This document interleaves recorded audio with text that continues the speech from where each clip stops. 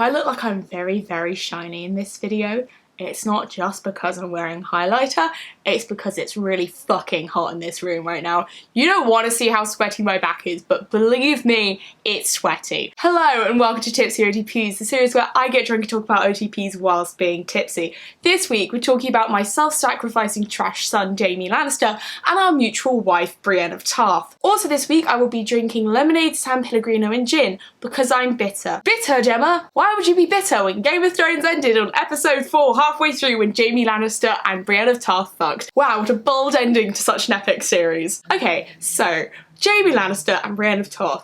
I have a lot of feelings. I have shipped these two since I was like 14, my dude. It's also one of the first ever ships that actually became canon for the 20 minutes that it was. Jaime Lannister and Brienne of Tarth work so well together for a number of reasons. First of all, it's because of the many, many ways that they are both similar, except for the inverse. Jaime is a person who looks like what the archetypal knight is meant to be. He's good with swords, he's charming, he's part of a powerful family. However, despite looking and acting like a knight on those surface layers, he has not acted honourably in the past. He did the number one thing that, as a knight, you're not kind of meant to do, which is kill your king. And what's more, he's a dickhead. This is a man who, you know, pushed a child out of a window and fucks his sister on the reg, and this is a man who I've chosen to openly stand. Do I question my life choices? Yes. He looks like the perfect knight, but because of his actions and behaviours, he is not. Brienne, however, my baby girl, Brienne. My baby girl who could crush my head between her thighs and I would say thank you. Brienne of Tarth is a genuine knight. Brienne doesn't look like the knight, okay? She's meant to be ugly. I say meant. She is big, ungainly, she doesn't behave like a woman should, and she is not, you know, a wife. Brienne is the archetypal knight. She is a sword-wielding badass bitch and I love her. As well as fighting like a knight, she acts with so much honour that no one gives a shit about what side she's previously been on because everyone's like, her. I want her. Didn't she work for your enemy 5 minutes ago? I don't care, she's mine now. There's really something to be said about Brienne's like pure, single focused on just doing what she needs to do and what she wants to do and what she believes in, right?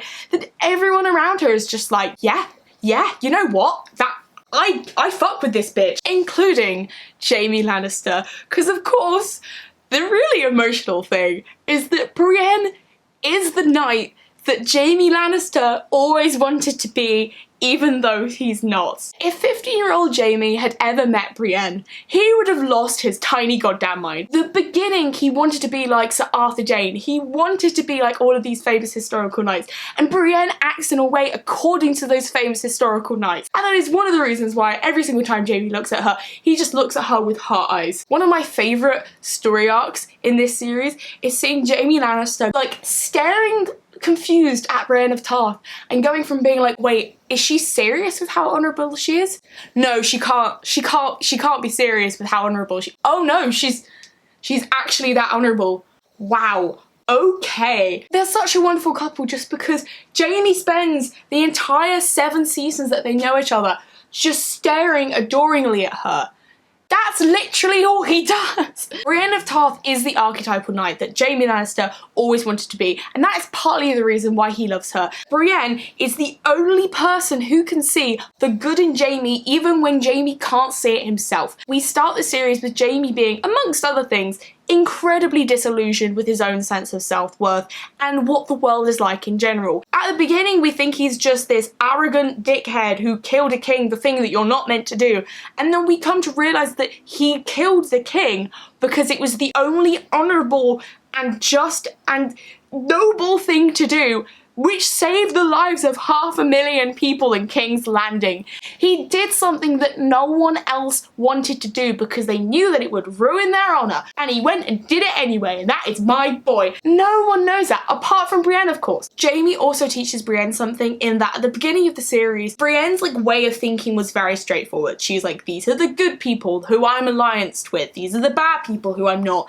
And Jaime proved to her that people are more black and white than they actually actually initially appear. If Jaime and Brienne hadn't become friends and become close, half of the shit wouldn't have been solved without them. They'll be on totally separate sides. They're really not meant to be talking. And like, they'll see each other from a distance and be like, ah, that bitch. They'll like come over to each other and be like, hey, so what's this shit going down, huh? Let's just figure this out between the two of us. It's the bit where they're trying to take over the Blackfish. It's the bit in the finale in season 7 where she's like, fuck Honor, do the shit that you're meant to be doing, my dude. Just do it. Without Jaime and Brienne, there would have been a lot more people dying and a lot more fights. They're like the initial squad who come in before the fight starts to be like, yo, so let's just not fight. Let's just have a chat. Tell me about you. How have you been? Am I still, yeah, no, I am still in love with you. Okay, shit. Can we talk about the sword, please? I honestly don't think any form of gift giving can be higher than your boyfriend, girlfriend or partner getting you a whole outfit of armor and your own sword. I don't think anything can beat that, to be honest. I, for one, will not accept any form of proposal from anyone until they've given me such items. That sword, the things that I can say about that sword, the fact that Oathkeeper, it is covered in the Lannister symbols. It is covered in everything that Jaime thinks that he needs to be. Everything that growing up as a kid, as a Lannister, as a knight, he was like, yep, this is what I'm gonna have to be like. The fact that he loses the use of that sword because indirectly and directly, Brienne was there and caused him to get his hand cut off. An action which makes him become, in multiple ways, a better person and have to think outside of just fighting and actually use his head. The fact that Jaime gives this sword that represents all of these things, who he was as a person, to Brienne, who not only represents these attributes of a true knight much better than he could ever be, but as the most important item that he owns and an item that represents him. Fuck me up, guys. This sword, which represents the Lannister dynasty, a dynasty that has caused so much pain to the Starks and to others, is used to save the Stark girls.